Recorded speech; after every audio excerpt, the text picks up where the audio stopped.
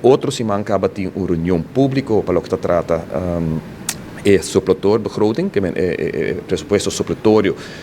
e mabisa que tem reunião aí nos lo back, naturalmente que a minha aqui para mostrar que é hecho que nós que põe fundo disponível para o corpo policial. Outro coisa que a preocupar nos hospitais é hecho que a ministra contesta afirmativamente que praticamente depois de que o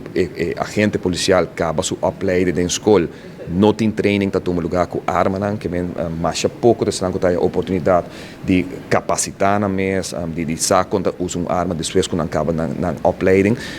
Praticamente a ministra diz que está correto, não tomar lugar na que vai back ne ponto é sim é importante. A parte de parte psicólogo,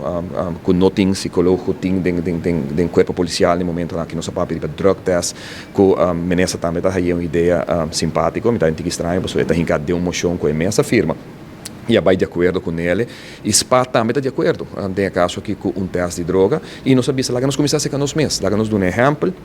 e não somente para o corpo policial, mas também para todo o corpo, que em todo caso, bota carga arma, ou bota uma autoridade peculiar da comunidade de Aruba, que me quer para instância, para o departamento, aqui nos meses para bem que drug test mais fácil, mais pronto que possível.